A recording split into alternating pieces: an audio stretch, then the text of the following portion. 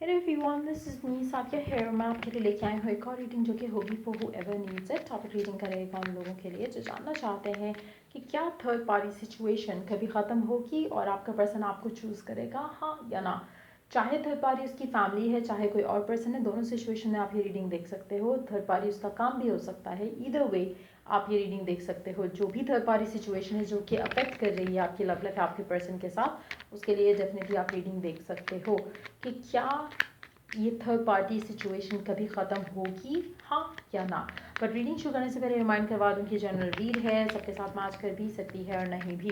सो जो बातें, जो मैसेजेस आपकी लाइफ में आपकी सिचुएशन से मैच करते हैं, आप उन मैसेजेस को पिक करो और बाकी सब कुछ छोड़ दो। अगर आप पर्सनल रीडिंग्स चाहते हो फिर बहुत से ईजी पैसे से पेमेंट कर सकते हो, सिर्फ तभी रीच आउट करो ताकि आपका भी टाइम वेस्ट नहीं हो और मेरा भी। So let's dive into the read and let's find out कि क्या थर्ड पार्टी सिचुएशन आपके कनेक्शन से कभी ख़त्म होगी, हाँ या ना।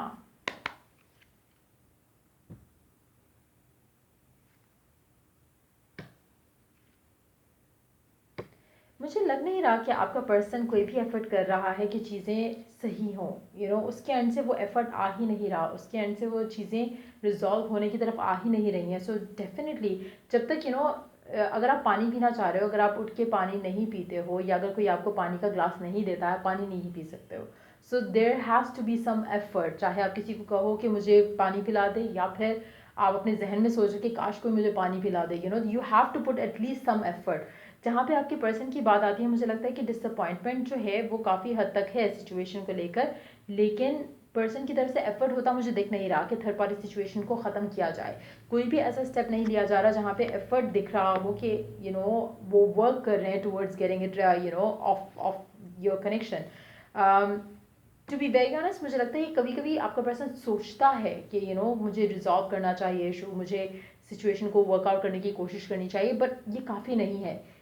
आप इशू के बारे में सोच रहे हो, दैट इज़ लाइक मतलब समथिंग जो कि एग्जिस्ट कर रहा है। आपको उससे इशू के बारे में सोचने की ज़्यादा ज़रूरत नहीं है। द इशू इज़ देयर, आपने उसको एक्नॉलेज किया, आपने उसको अंडरस्टैंड किया कि हाँ ये इशू है। Now it's time to think about the solution. So कहीं ना कहीं मुझे लगता है कि आपका पर्सन जो है थर्ड पार्टी सिचुएशन वो अंडरस्टैंड कर रहा है। शायद वो ये भी ना करता हो कि हाँ थर्ड पार्टी सिचुएशन है, लेकिन इसको मैटर को रिजॉल्व करना या उसके बारे में सोचना या फिर चीज़ों को वर्कआउट करने की कोशिश करना, मुझे नहीं लग रहा कि वो राइट ना हो रहा है आपके पर्सन के एंड से। सो आने वाले टाइम में मुझे नहीं लग रहा कि थर्ड पार्टी सिचुएशन जाएगी until and unless आपका पर्सन कोई स्टेप ले, until and unless आपका पर्सन थिंक थ्रू करे चीज़ों के बारे में और डिसीजन ले कोई। राइट नाउ आपका पर्सन होल्ड बैक कर रहा है to make a decision, to make a choice. चाहे वो फैमिली है, फैमिली के सामने बात नहीं कर रहा, चाहे वो कोई और सिचुएशन है उसके सामने भी ये बात नहीं कर रहा। सो मुझे लगता है कि जब तक ये खुद एक डिसाइसिव होकर एक मेच्योर वे में डिसीजन नहीं लेगा आपका पर्सन, आपकी लव लाइफ में जो थर्ड पार्टी सिचुएशन है वो ख़त्म होती दिख नहीं रही है। So I would really like to say कि फिलहाल आने वाले टाइम में तो मुझे थर्ड पार्टी सिचुएशन ख़त्म होती दिख नहीं रही है। गिवन सिचुएशन में आपको क्या करना चाहिए, let's see what the divine has to add to that. Given situation में जहाँ पर थर्ड पार्टी सिचुएशन है, इस तरह की कनेक्शन में रहते हुए, इस इंसान का वेट करते हुए करंटली आपको क्या करना चाहिए। लेट्स सी दो कार्ड्स, लेट्स सी।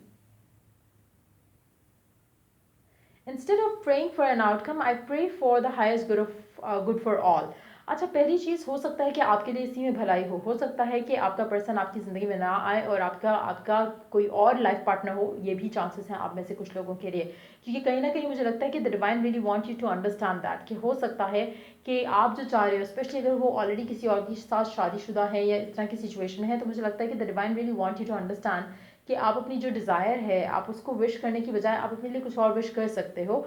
और ताकि जो आप चाहते हो इन अ लविंग रिलेशनशिप, आपको वो मिल सके और आप किसी और का भी लाइफ जो है, उस तरह से घर जो है उसको ख़राब नहीं होने दो। एक और चीज़ यहाँ पे मैं मेंशन करूँगी, अगर स्टिल आप चाहते हो और आप जानते हो कि आपका पर्सन उस इंसान के साथ खुश नहीं है और वो भी आपके पास वापस आना चाहता है, सो कोशिश करो कि you manifest something good for that third person as well, ताकि आप अपने लिए बैड कामा क्रिएट नहीं करो। So make sure you do that. लेकिन कुछ लोगों के लिए I would definitely say here कि मुझे लग रहा है कि शायद ये कनेक्शन वर्कआउट ना करना, थर्ड पार्टी ना ख़त्म होना आपके हक में बेहतर है, क्योंकि शायद आप इससे ज़्यादा अच्छा डिजर्व करते हो और God has plan something better for you. So वो चीज़ मुझे दिख रही है।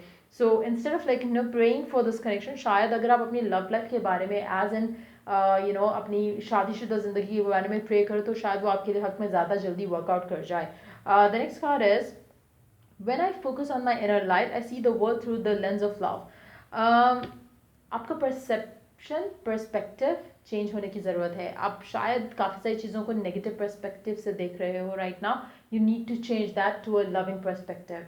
जो आपका करंट सिचुएशन है, I don't know why I am picking up the vibe कि शायद ये इस इंसान को लेट गो करना शायद आपके हक में बेहतर है ज़्यादा. स्पेशली अगर आप जानते हो कि there is a third party situation as an उसकी फैमिली नहीं है इशू, उसकी लाइफ में कोई और पर्सन है, चाहे लड़का है या लड़की. ईदर वे मुझे लगता है कि अगर आप स्पेशली वो लोग जो जानते हैं कि पर्सन खुश है अपनी ज़िंदगी में, स्टिल आप होपफुल हो कि पर्सन आपके पास वापस आए, मुझे आई वुड डेफिनेटली रिकमेंड यू कि आप इस सबसे अगर आप अपने आप को उस जगह पर रख कर देखो कि शायद you could see it from a loving perspective and then शायद आप उसको लेट गो करने में भी आप आसानी से वो कर सको. सो ट्राई करो कि आप जो भी कर रहे हो उसमें किसी का दिल ना दुखे. और अगर आपको लगता है कि आप ऐसा कुछ भी चाह रहे हो जो कि आपका पर्सन भी चाहता है और आप भी चाहते हो, म्यूचुअल एक वो चीज़ है, तो go ahead with that. But अगर आप जानते हो कि आपका पर्सन भी खुश है उस इंसान के साथ, so try not to indulge into any karmic cycle, क्योंकि कहीं ना कहीं वो आप अपने लिए बैड कार्मा क्रिएट करोगे, स्पेशली उन केसेस में जहाँ पे पर्सन इज़ हैप्पी. और अगर आप बैड कार्मा क्रिएट नहीं करना चाहते तो मेक श्योर कि आप उस पर्सन के लिए कुछ मैनिफेस्ट करो जो आपके पर्सन का पर्सन है, ताकि वो उसको छोड़े और आपके लिए एक जो है वो क्लियर पिक्चर हो to move on with your person. So आप वो भी कर सकते हो. उसके अलावा let's take one more oracle card using this deck. Let's see कि और क्या करने की ज़रूरत है राइट नाउ आपको गिवन सिचुएशन में, ताकि जो आप चाहते हो वो आपको मिल सके. Give space. Let there be closeness between you and always give space to each other. Love never claims, it simply allows and gives.